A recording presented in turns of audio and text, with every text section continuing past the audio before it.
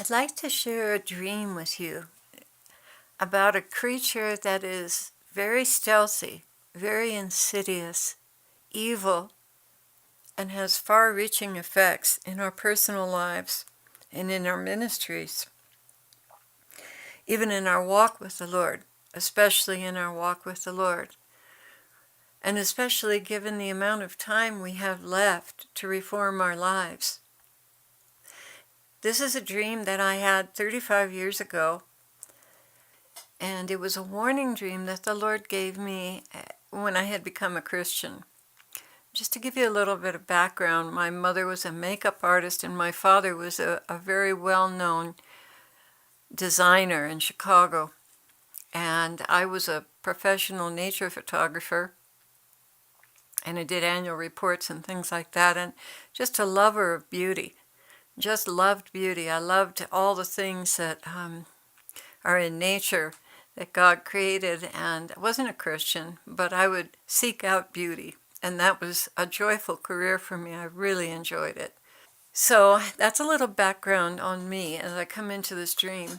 One night I had a dream that I was swimming in a lake. In Wisconsin, we had a summer home, and I was swimming in the lake. The water was warm and wonderful and inviting, and all of a sudden, this black panther emerged out of the water and viciously grabbed hold of me and pushed me under the water in an attempt to drown me. This creature was immensely powerful. I mean, I was out of my league. But I fought it with all that I had. I pushed myself back up and I pushed it down. And I forced it down under the water. And I could only hold it down for a short amount of time. And then it got control of me again and pushed me down and held me down. And I thought I was going to die because I couldn't fight free from this black panther.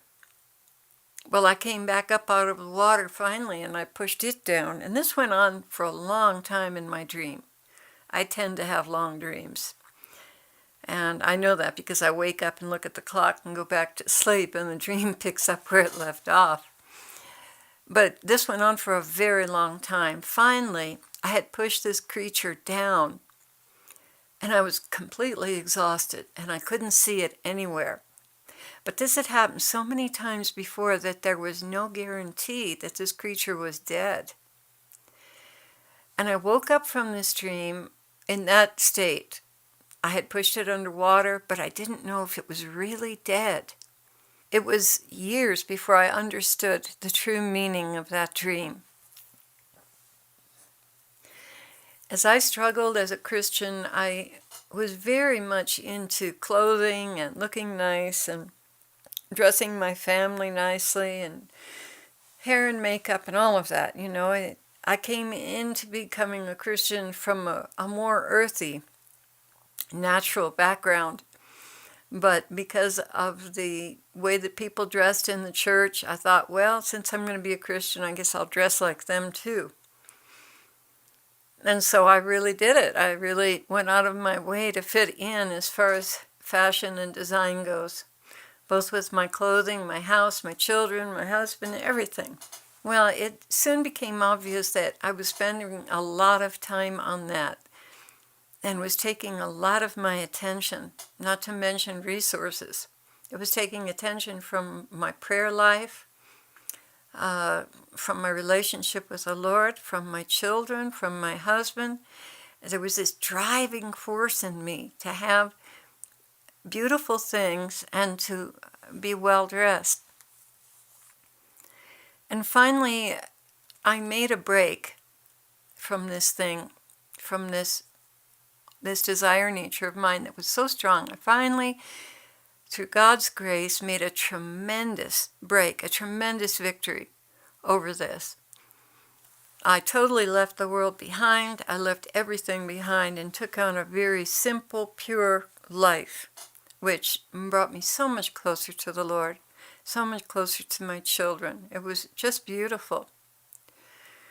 And then the Lord called me back into the world to do a few other things. And because we had lived in the mountains in a cabin and very remote, and always lived out in the country somewhere in the forest.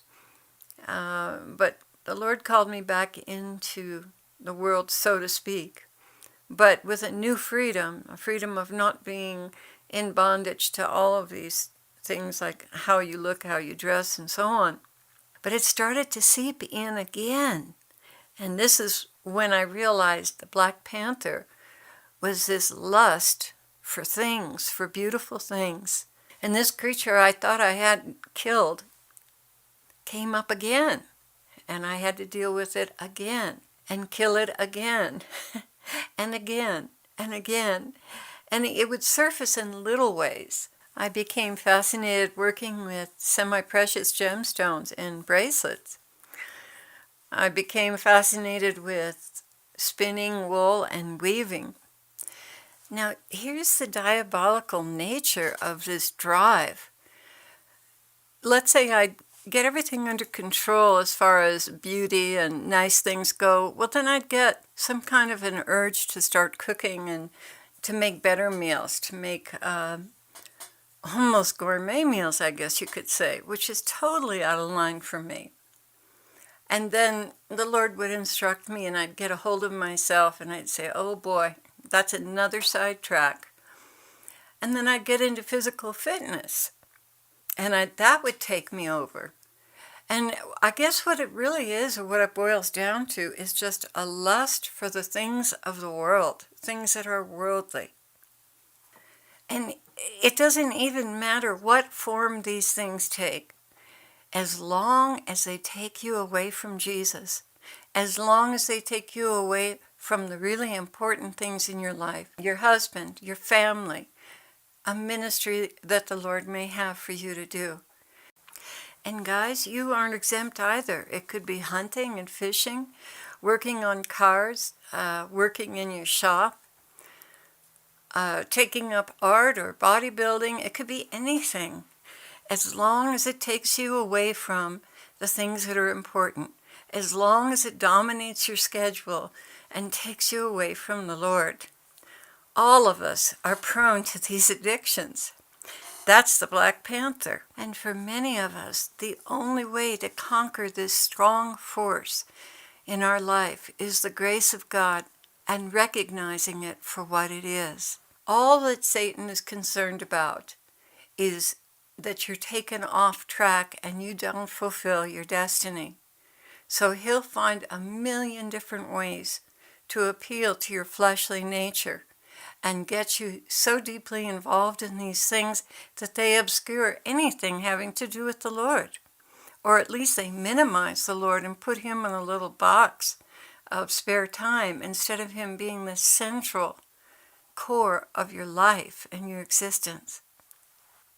The devils know that a good person can't be drawn off into doing bad things that easily, but they can surely be drawn off into doing things that look good and seem beneficial, but are still off course. And that could even apply to church ministry. If the Lord didn't ordain it and he didn't call you to it, Satan is using it to pull you off track and to keep you from your true destiny. Little did I know that the Lord had called me to be a minister and a musician, and had given me a prophetic gift. I didn't have time for that because I was so taken up with other things. But as I matured, he revealed to me in my late 50s even that I was to sing, to compose, and to write music, and to play the piano, and to minister to the body. That my heart and my joy was in helping other people and being a minister in the body. And I had to put all these other loves to death and let go of them, never to pick them up again. But the beautiful gift that he gave me, I can't even begin to tell you what a wonder and a joy it is to be given music from heaven and being able to execute it. And so much prayer has gone into that because I wasn't skilled in that at all.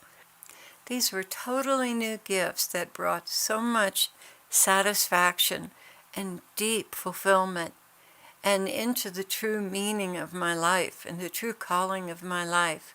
But they were blocked before by a lust for superficial things.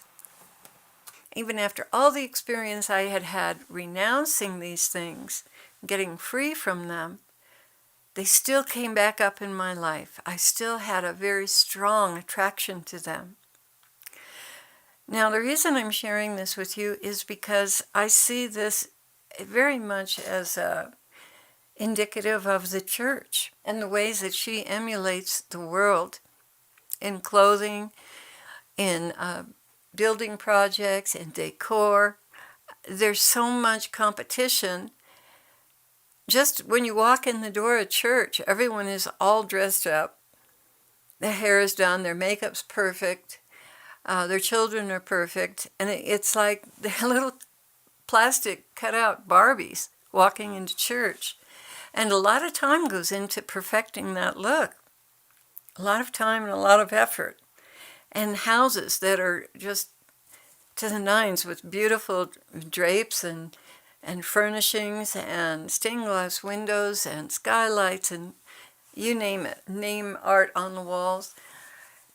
And on and on and on and on. And this is seen as an accomplishment and as something to be applauded in the Christian body.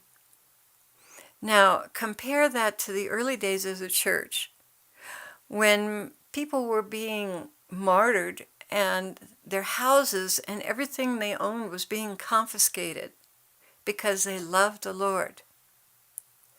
They were willing to give those things up. They weren't important to them because their relationship with the Lord was everything. And I believe that one of the reasons the Lord is allowing in this country the deterioration of the financial system and eventually the mark of the beast, it's going to be a matter of either you have the mark and you subscribe to the religious system, or you don't have the mark and you can't have anything. You can't buy, sell, or own anything. That's really going to separate the ones who love the Lord from the ones who love the world. So I believe we should start now, detaching ourselves from the world, because it's coming. And not only that, I don't believe we're going to be raptured if we're into the world system on that level. So these things are going to be happening to get us back to the Lord and what the Lord is all about and where our joy really comes from. And the reason I wanted to share this dream with you too is that I wanted to say this whole Black Panther thing, this Black Panther is powerful. It's sleek, intelligent, stealthy, and anything but stupid.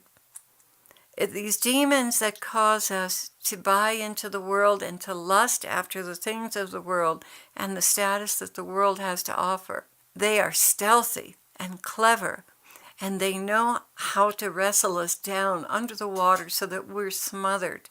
Our spiritual life is smothered by our involvement in the world.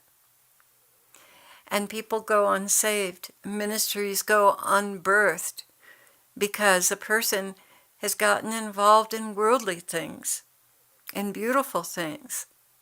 Now, I have nothing against beauty, and I know that in heaven, everything is going to be very beautiful.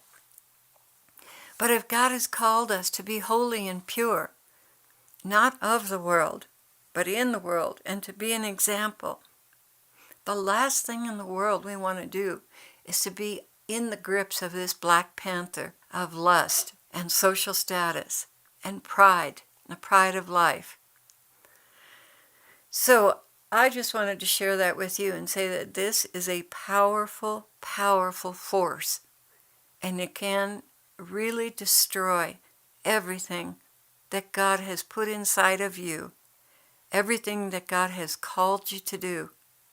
It's taken me basically 30 years to be totally free of this. And I'm not going to claim right now that I'm totally free of it, because I could walk out the door tomorrow and get hit with it again and fall under it. But thank the Lord, His grace, I believe, has distanced this from me to the point where I know better. And I don't have a desire for these things. Every once in a while something will come up, and I'll have to pray and ask the Lord, please, Lord, give me the grace. I don't want that. I want what you want from my life. I don't want that. And he will give me the grace, and he will deliver me from it. So guess I'm asking you in a way, sharing this with you, I'm asking you, please examine your life. Are you wasting your time on empty things, on beauty that can never satisfy, feathering your nest and impressing people? I mean, there's nothing wrong with being simple and looking nice. But when you make an occupation or an avocation out of it and a lifestyle of it, it eats you alive. It eats your time alive. And what beautiful gifts for the kingdom of God has the Lord placed inside of you that are not coming to fruition because your life is tied in knots around all of this. Well, there's one other thing I want to say on this note, and that is that our lives have been very unusual. The Lord has made a straight way with crooked lines. The way that he goes about doing things is pretty unique.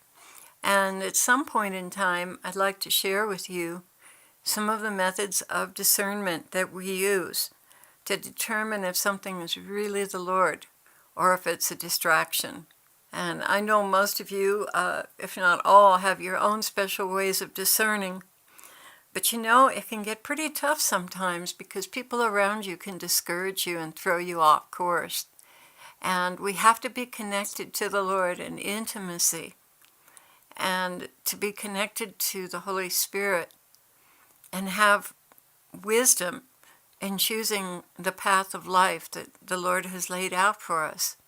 Otherwise, we can really end up going in the wrong direction. So at some point in time, I'd like to share with you the techniques the Lord has used to help us stay on the straight path that he's ordained for us. And pray for me too, because it's not easy to stay free of these things. The temptations are many, every single day. So may the Lord be with you and shine his light on your path and protect you all your days. God bless you.